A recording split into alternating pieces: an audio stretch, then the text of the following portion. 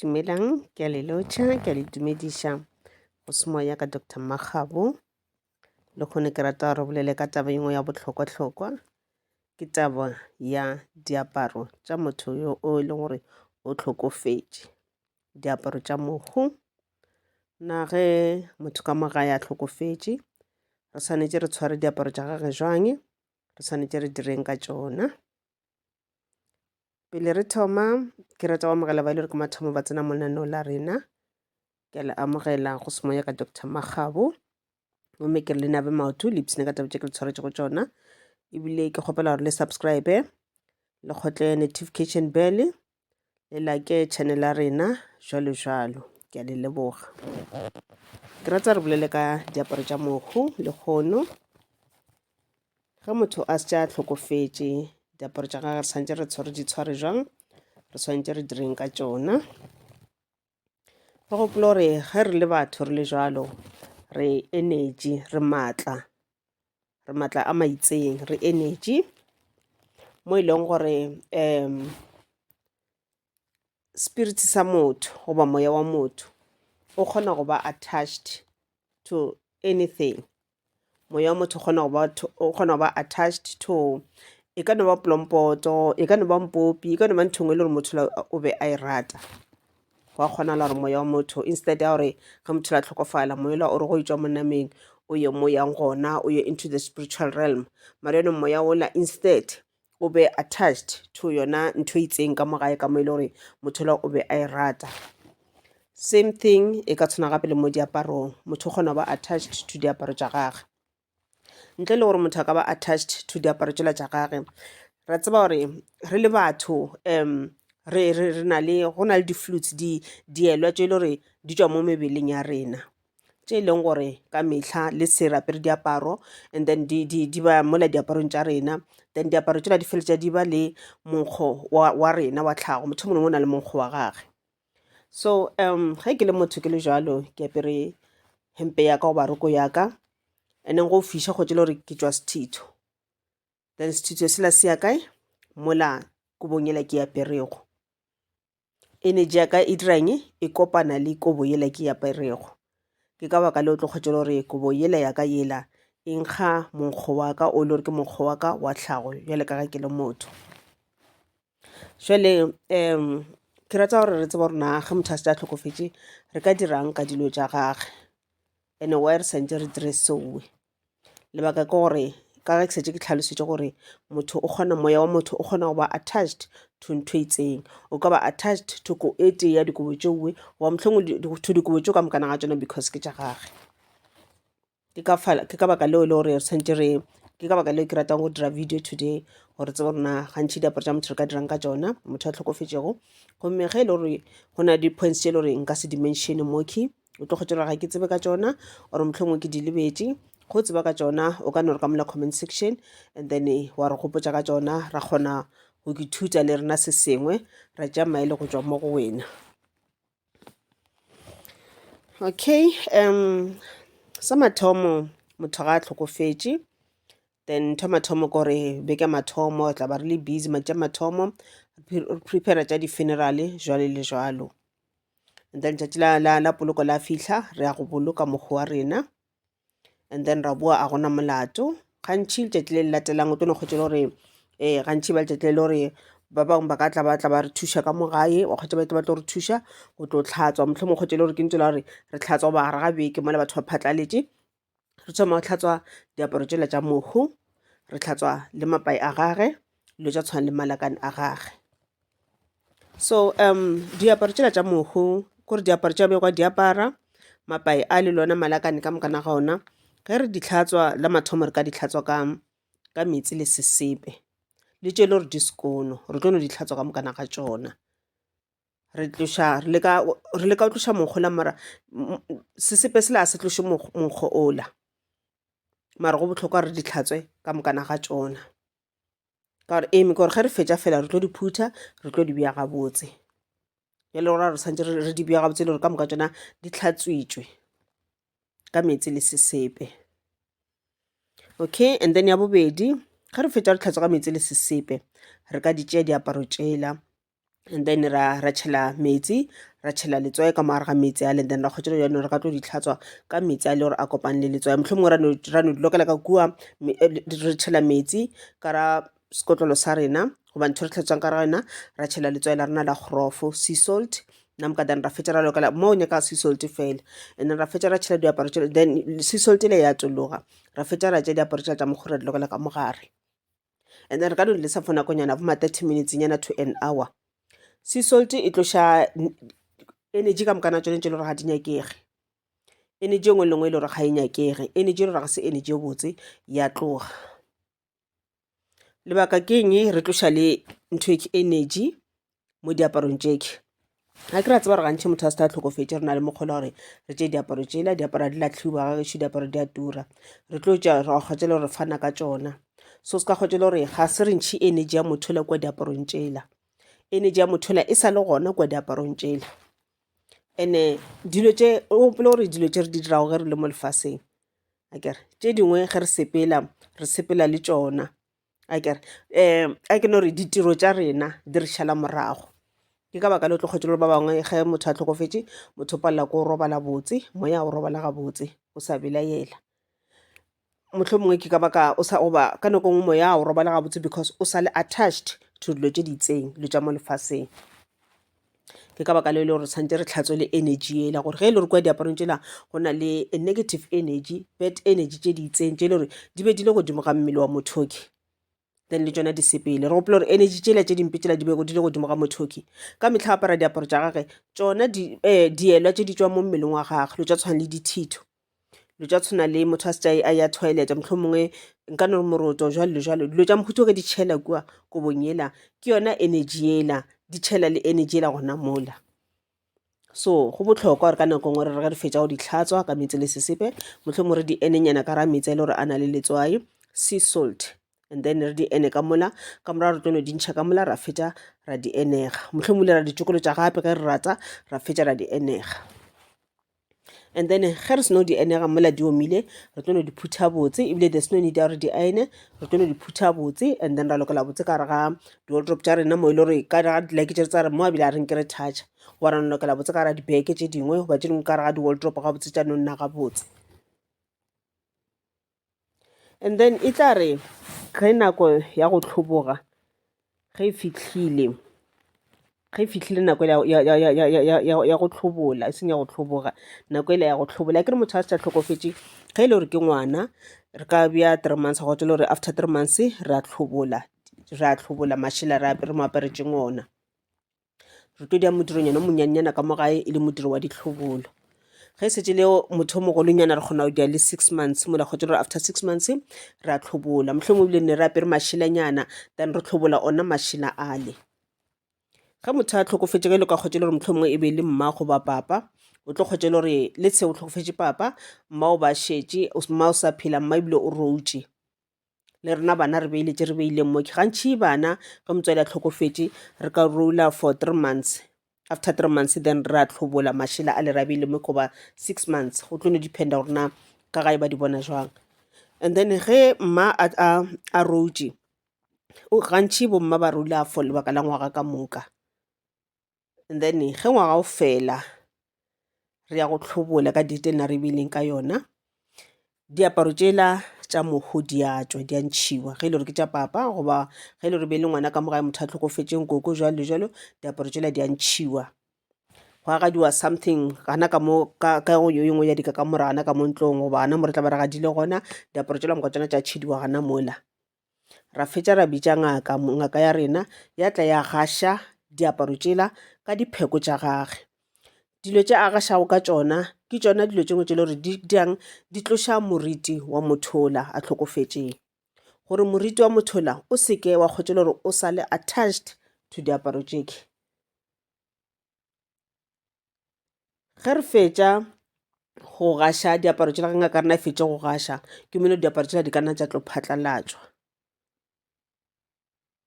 mara yaanong re tlo thoma ka dipele diaparo di phatlalatswa re tlo thoma pele ka diaparo tša ka gare. Diaparo tša ka gare re ka se di phatlalatše, re ka se di fe batho ba bangwe, because diaparo tša ka gare o gopole gore ke tšona ebile le gore ke tšona e le gore di kry energy ela ka bontšhi ebile. So diaparo tša ka gare ka mehla ga re abelane ka tšona. Diaparo tša ka gare re tlo di tšea ra di fiša morago ga gore di gašiwe. Mola di fišitšwe diaparo tša ka gare, and then tšela tša ka ntlolo tša tshwana le diroko ge le re be le mosadi, dikhethe, dihempe jwalo le jwalo, e ke monna gore mošimane jwalo le jwalo, dihempe, dikhipa, di-jersey, nto ngwe le ngwe, di-jacket jwalo le jwalo, dieta tšeo ka mokana tsona ke tše e leng gore di tla abelana jwale ka mo familing, ra fana ka tšona. Le ka abela batho ba family ka nako ntšhi re abelana as a family, a se gantši ka kgotša re file batho ba ka ntle, mara ka kgotša le motlho mongwe well ba family ga ba dinyake goba ba gona a se ba bantšhi and diaparo tšela ke tše dintšhi go bona tše dingwe di šetše. Motlho mongwe ka boka la gore dilo tšeo di cleansitše gantšhi 3 times o di tlhatswela mathomo ka metsi le sesepe, tša bobedi tša tšokolotšiwa ka ra metsi a sea salt, tša boraro tša gašiwa di gaša ke motho wa ngaka. So go ra re moriti wa motho la tlhokofetšeng ga o gona mo diaparong tše, go safe go apara diaparo tšeoe. A gona ntho ya gore o kgotse o apere diaparo tša motho la kgotse le gore energy ya gage e ba attached to you. Ka re energy ke ntho ngwe e strong, energy e strong kudu. Go ka kgotse le gore motho o na le energy e le gore ga se e botse, ke energy e mpe, energy le gore e tletše ka kore bošoro negative jwalo le jwalo. Then ge wena o šomiša dilo tša mothoki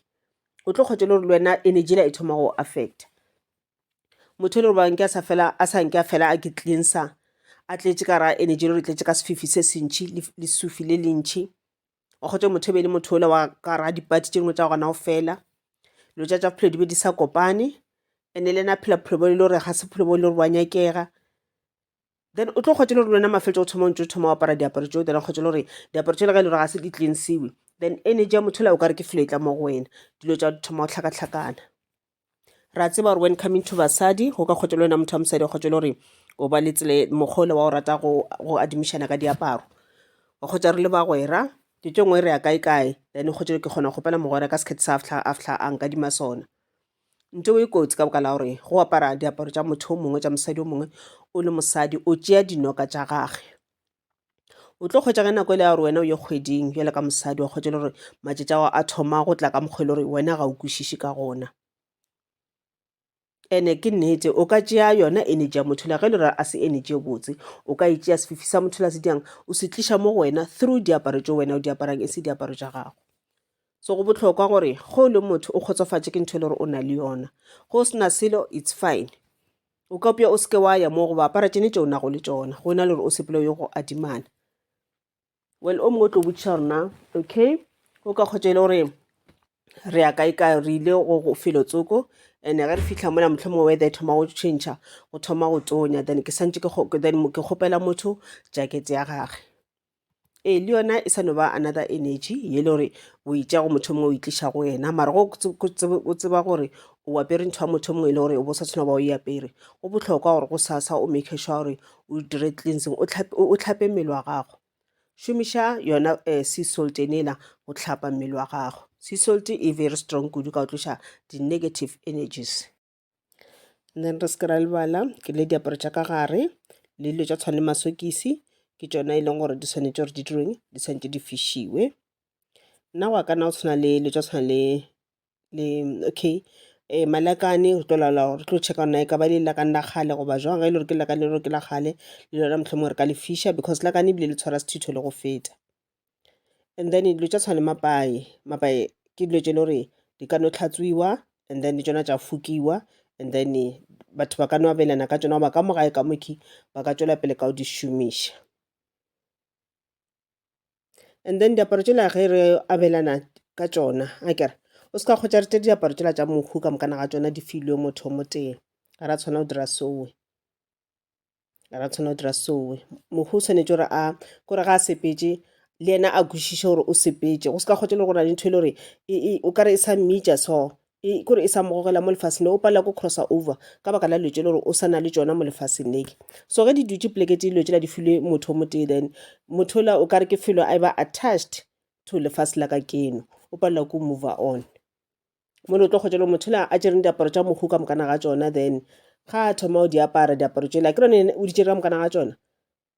then o kgotsa dilo tša gage namle o ka re go ba le moriti mo go yena, ka re moriti wa mohu ga o kgone go fetela pele. O sa bitša keng diaparo tsela di dutšeng together. O se ka kgwetša motho a tlhokofetše mengwaga e mebedi ebile e fela goba ebile meraro kore diaparo tša di sa dutše ka di-wardrope-ong. Sa le ka bona episode e nngwe mo TV mo e leng gore motho bomma ba tlhokofetše ka re mosadi ba na le 2 years or 3 years a tlhokofetše, so sa le a tlhokofala dilo tša sa le di dula ka wardrope-ong ka mokgonola a di tlogetseng ka gona,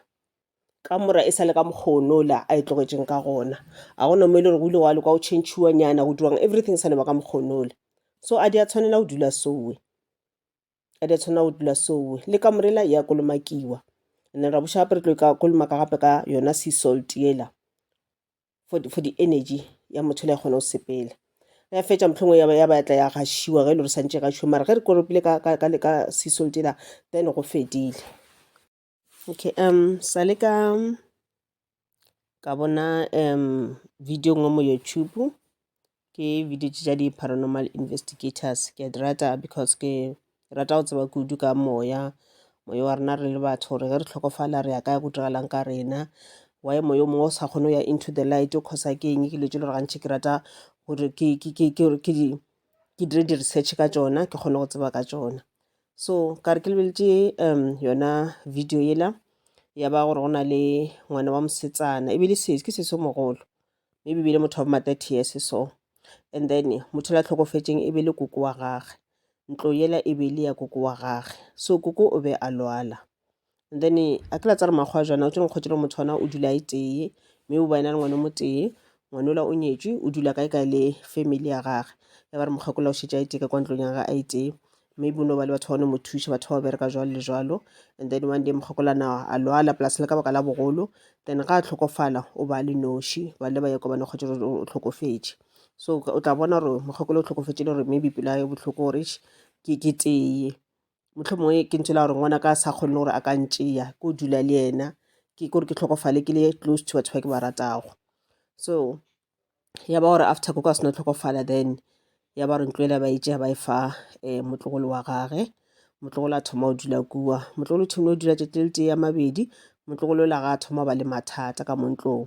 then o thoma kwa di-sounds and o re nako e ntšhe ga eme mo seiponeng a ke tebeletše mo seiponeng mohlomongwe o ka mameriri goba o tlola ka tša tlolang ka tšona, ga eme mo moriri ga a lebeletše mo seiponeng o bona koko a eme ka morago ga gage, and then wa tšhoga wa tšwa wa tšhaba. And then koko ba ena le piano, a ke re nako ngwe kwa piano ela e lla e tee, and then koko ba ena le boxnyane le lenyane le botsananyana, mabox a le re kgotse re rata go lokola di-jewellery tša rena ka mo gare, di-necklace manyena jwalo le jwalo, o ba ena le yona nthwenela le box leuwe, o ba ena le diary, a ke re o ba ena le diary. Ka mehla seswela o re ga thoma o tshwara piano go ba le mathata, kore o kwa di-voice o kwa voice mo tša gore o se ka tshwara piano wa kwata, ene wa kwa re ke voice ya koko. Ga a tshwara diary koko wa kwata, ga a tshwara di-box lela le di-jewellery koko wa kwata. Ya ba nthwela gore mokgekolo o tlhokofetše a se a thabe, and then mo e leng gore spirit sa gage a se kgone go sepela, se sa le attached ka mola ntlong, se sa le gona ka mola ntlong ka mola, mo e le gore ga batho ba ba etla ka mola ntlong wa kwata ga a ba nyake ka lapeng la gage. Le ge e le motlogolo ga a monyake, ke nthwela gore le ntisitše ke lwala ke noši, la se nyake o tlo dula le nna goba la se nyake o tlo ntšea, jwale ke tlhokofetše le nyaka go tšea dilo tšaka go ya ka ena ntlo e sa le ya gage, everything e le ka mola ntlong ke ya gage, mo e le gore ebile ga go na le ntho le rile ya change-iwa, everything e sa ena ka mokgona mokgekolo a e tlogetseng ka gona, so ba batšha ba o dula kwa, and then nako e ntšhe bane o tlogela ntlo ela e le ka mokgonola until after ngwaga mola wa 2 years ba bitša di-paranormal investigators gore di tle ba leke go ntšha spirit sewe ka mowe, and then ba rapediše spirit sela sa koko a kgone go ya into the light gore ba kgone go bona ntlo ela ba dirang ba e rekiša goba jwang, mara e be le ntše la gore setlogolo ba rata go dula mo go yona, and then tše dingwe tša diphatlha mohlomongwe ba tla diša di-auctioneng jwale le jwalo. So batho ba le ba di-paranormal investigators ba re ba tlile ka mola ba ntše ba dira tše ba di dirago a kere, and then ba thoma bola le go na le di-device tše le gore ba di šomiša gore ba kgone go bola le batho ba le gore ba on the spiritual realm, batho ba le ba se ba tlhokofetše ba tlole mo lefaseng, and then ga ba ntše ba bolela le spirit se se leng ka mo ntlong a kere, and then ya ba spirit sela sa koko koko o be a sa tsebe gore yena o tlhokofetše. That is why koko a be a tlhakiša setlogolo ka mo gae, o be a sa tsebe gore yena o tlhokofetše. Ka gore o ba a botšiša batho ba e le gore na le nyaka eng ka motseng wa ka, kganthe nna o diragalang ka nna. Ntho e nkišitše botlhoko ke a ba botša gore na kganthe ke tlhokofetše na, ke phate le gore ena nkoša botlhoko gore bona spirit ga se tsebe gore sona se tlhokofetše, o nana re yena o sa phela. So ge batho ba tla ka lapeng na o diang o a kwata, that is why a tla dira di-movement tšeue, a ba tšhoša, a foša dilo jwale le jwalo. Ya ba gore batho bale then ba dirang ba leka go rapela spirit sela sa koko gore se kgone go ya into the light. Ke nnete ba dirile sowe, ba se rapella sa kgona go ya into the light. So ke ntho e ke bolelang kere like le diaparo tša mohu motho o kgona go ba attached to diaparo tša gage. Ga a tlhokofetše diaparo tša mohu ga di lwelwe, ga re di lwele, a se molao, ga re a tshwanela. Re duabelana gabotse, re duabelana gabotse. And then tša phatla di se ke tša fiwa motho motho, di fiwa batho ba go fapana. Tše dingwe di tšwa ka mo ntlong ka mo ke ko di fiwe le batho ba mohlomong ba leloko ba ile gore ba nna kgole. Diaparo tšona tshwanetse di phatlalane, ke ka mokgwa di tshwanetse di bereke ka gona, ga di a tshwanela go nna poleke teng. And then gore mola o cleansitswe ntho engwe le ngwe e dirilwe ile gabotse, and then le kamore ile gage se ka kgotse le gore e no dula ile ka mokgonola.